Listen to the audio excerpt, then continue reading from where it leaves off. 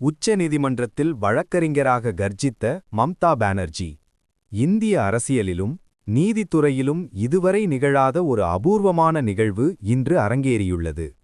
மேற்கு வங்க முதல்வர் மம்தா பானர்ஜி ஒரு மாநிலத்தின் முதலமைச்சராக மட்டுமல்லாமல் ஒரு தேர்ந்த வழக்கறிஞராக கருப்பு சால்வை அணிந்து உச்ச நீதிமன்றத்தில் நேரில் ஆஜராகி வாதாடினார். உச்ச நீதிமன்றத்தின் 1வது நீதிமன்ற அறையில் தலைமை நீதிபதி சூரியகாந்த் தலைமையிலான அமர்வு முன் மம்தா பானர்ஜி தனது வாதங்களை முன்வைத்தார். ஒரு சிட்டிங் சிஎம் உச்ச நீதிமன்றத்தில் நேரில் ஆஜராகி வாதாடுவது இந்திய வரலாற்றிலேயே இதுவே முதல் முறை. வாக்காளர் பட்டியல் சிறப்பு தீவிர திருத்தத்துக்கு எதிரான மனுக்கள் மீதான விசாரணை இன்று உச்ச நீதிமன்றத்தில் நடந்தது. தலைமை நீதிபதி சூரியகாந்த், நீதிபதிகள் ஜாய் மால்யா பக்ஷி, வி.எம். பஞ்சோலி அமர்வு மனுக்கள் மீதான விசாரணையை மேற்கொண்டது. அப்போது மனுதாரர்களில் ஒருவரும் திரிணாமுல் காங்கிரஸ் கட்சியின் தலைவரும் மேற்கு வங்க முதல்வருமான மம்தா பானர்ஜி சார்பில் நீதிமன்றத்தில் ஆஜரான மூத்த வழக்கறிஞர் ஷியாம் திவன் தலைமை நீதிபதியிடம் ஒரு கடிதத்தை கொடுத்தார். அந்த கடிதத்தில் இந்த வழக்கின் உண்மைகள் மற்றும் சூழ்நிலைகளை நன்கு அறிந்தவர் மம்தா பானர்ஜி. நீதிமன்றத்தின் கண்ணியமும் நடைமுறைகளும் குறித்து முழுமையாக அறிந்தவர் அவர். நீதிமன்றத்துக்கு உரிய மரியாதையுடனும் நடைமுறையில் உள்ள விதிகள் மற்றும் வழக்கங்களுக்கு இணங்கவும் நடந்து கொள்ள அவர் உறுதியளித்துள்ளார். எனவே அவர் தனது தரப்பை முன்வைக்க வாய்ப்பு வழங்கப்பட வேண்டும் என கோரப்பட்டிருந்தது. இதை ஏற்றுக்கொண்ட தலைமை நீதிபதி சூரியகாந்த் மம்தா பானர்ஜி பேச அனுமதியளித்தார். அப்போது மம்தா பானர்ஜி தனக்கு 5 நிமிடம் வழங்குமாறு கோரிக்கை வைத்தார். 15 நிமிடம் எடுத்துக்கொள்ளலாம் என தலைமை நீதிபதி கூறியதை அடுத்து தனது தரப்பு வாதத்தை மம்தா பானர்ஜி முன்வைத்தார். அப்போது அவர், பிரச்சனை என்னவென்றால் எங்களுக்கு எங்கேயுமே நீதி கிடைப்பதில்லை.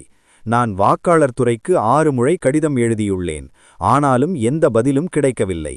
மொழி பிரச்சினைகளுக்காகவும் எழுத்து பிரச்சினைகளுக்காகவும் வாக்காளர்களின் பெயர்கள் பட்டியலிலிருந்து நீக்கப்பட்டுள்ளன. இப்படி நடப்பதை மாநில அரசு விரும்பவில்லை. உதாரணத்துக்கு, ஒரு பெண் தனது மாமனார் குடும்ப பெயரை தனது பெயருடன் சேர்த்து கொண்டதற்காக அவரது பெயர் பட்டியலிலிருந்து நீக்கப்பட்டுள்ளது.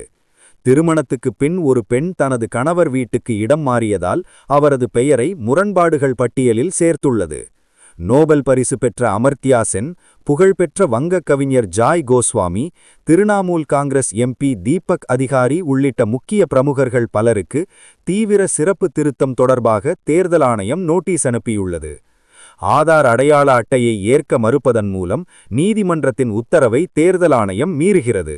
மற்ற மாநிலங்களில் இடப்பிறச் சான்று அனுமதிக்கப்படுகிறது, சாதிச் சான்று அனுமதிக்கப்படுகிறது. ஆனால் மேற்கு வங்கம் மட்டும் குறிவைக்கப்படுகிறது, நசுக்கப்படுகிறது. 4 மாநிலங்களில் சட்டமன்ற தேர்தல் நடைபெற இருக்கிறது. அசாமில் தீவிர சிறப்பு திருத்தம் இல்லை, ஆனால் மேற்கு வங்கத்தில் அது நடைமுறைப்படுத்தப்படுகிறது. இது ஏன்?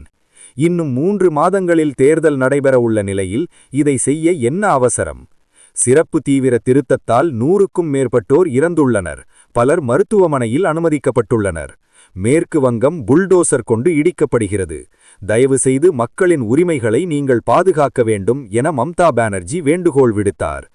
எந்த ஒரு பிரச்சனைக்கும் தீர்வு உண்டு என தெரிவித்த நீதிபதிகள், மனுதாரர் எழுப்பியுள்ள பிரச்சனைகள் நியாயமானவை என்பதால் அதை விசாரணைக்கு ஏற்பதாக குறிப்பிட்டனர். மேலும் நோட்டீஸ் அனுப்புவதற்கு முன்பாக சிறிதேனும் புத்திசாலித்தனத்துடன் நடந்து கொள்ள வேண்டும் என்று உங்கள் அதிகாரிகளுக்கு அறிவுறுத்துங்கள் என தேர்தல் ஆணைய வழக்கறிஞரிடம் நீதிபதிகள் தெரிவித்தனர். மேலும் இந்த வழக்கின் அடுத்த விசாரணையை வரும் திங்கட்கிழமைக்கு ஒத்திவைத்தனர்.